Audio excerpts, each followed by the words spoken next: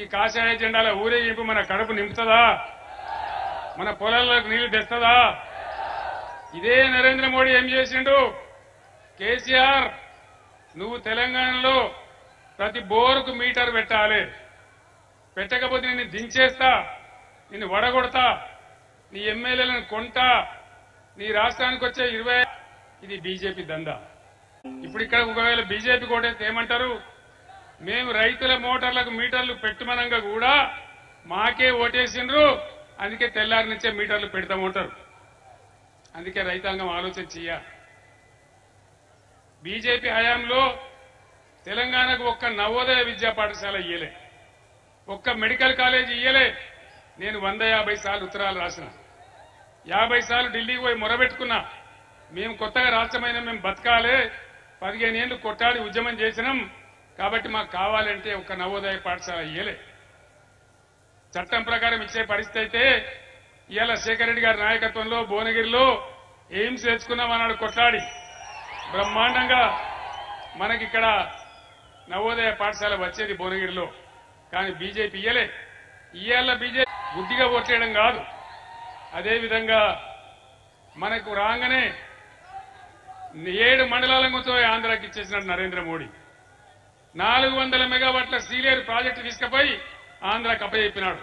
మన నోట్లో మన్ను కొట్టి ఆనాడు మనకు కరెంట్ షార్టేజ్ ఉంది, బాధపడతా ఉన్నాం, కొత్తగా రాష్ట్రమైనాం, కానీ నిర్దాక్షిణ్యంగా మనకి తీసుకొని పోయినాడు.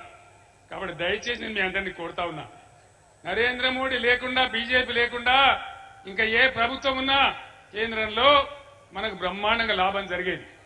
తెలంగాణ భారీగా నష్టపడ్డదే భారతీయ జనతా పార్టీ కేంద్ర ప్రభుత్వం వల్ల. మళ్ళీ సిగ్గు లేకుండా వాళ్ళు ఏ విధంగా ఓట్లు అడుగుతున్నారో, ఏం మాట్లాడుతున్నారో మీరు ఆలోచన చేయాలి. ఆనాడు తప్పిపోయి ఓటేస్తే బీజేపీకి 4 ఎంపీలు గెలిచింది.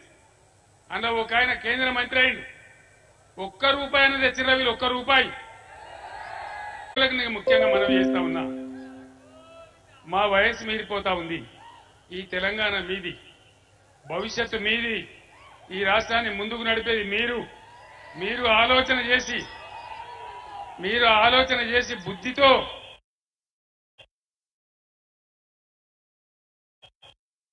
ఏం జరుగుతా ఉంది ఈ పార్లమెంట్ ఎలక్షన్ లో, ఎవరు గెలిస్తే ఈ రాష్ట్రానికి లాభం, ఎవరి వల్ల మనకు మేలు అనేది ఆలోచన చేసేయాలి. ఇక కాంగ్రెస్ పార్టీ తెలంగాణకు 1956 నుంచి ఇప్పటిదాకా మన శత్రువే కాంగ్రెస్ పార్టీ. ఉన్న తెలంగాణను ఊడగొట్టి ముంచిందే కాంగ్రెస్ పార్టీ. 58 ఏళ్లు గోసపడ్డం. భువనగిరి ప్రాంతం, ఆలేరు ప్రాంతం, జనగామ ప్రాంతం ఎంత గోసలో ఉండే. నీళ్ల వ్యాపారాలు ఉంటుండే, ట్యాంకర్లు ఉంటుండే, బిందెలు పట్టుకొని మోసుడు ఉంటుండే. ఎన్ని బాధలు అనుభవించడం. 58 ఏళ్లలో వలస పోవడం, పట్నం పోవడం, ఆటో నడుపుకోవడం, మన వ్యవసాయాలు మూలకు పెట్టడం, అనేక రకాలుగా బాధలు పడ్డాం. ఆనాడు ఎవరు లేకపోయినా, ఎవరు ధైర్యం చేయకపోయినా ఖచ్చితంగా ఈ తెలంగాణ విముక్తి కావాలి, ఇది సొంత రాష్ట్రం కావాలి, బ్రహ్మాండంగా ఉండాలని నేను ఒక్కని, నాతో పాటు జగదీష్ రెడ్డి లాంటి 10 మంది పిడికడ మంది మిత్రులతోని ఆనాడు ఎవడు లేకపోయినా మిమ్మల్ని నమ్ముకొని నేను ఉద్యమం ప్రారంభించిన. 15 సంవత్సరాలు నిరాఘాటంగా కొట్లాడి చివరికి చావు నోట్లో తలకాయ పెట్టి నిమ్స్ దవాఖానలో నేను చచ్చిపోతానో బతునో అనే టైం దాకా కొట్లాడితే అట్లా తెలంగాణ రాష్ట్రం వచ్చింది. మీరెక్కడి వాళ్ళు అక్కడ విజృంభిస్తే, మీరందరూ పులిలా కొట్లాడితే, నేను చస్తనో బతునో ఆందోళన మీరు ఆందోళన చేస్తే ఆనాడు తల వంచి తెలంగాణ ఇచ్చింది. తర్వాత మనకు అధికారం వచ్చింది. 10 సంవత్సరాలు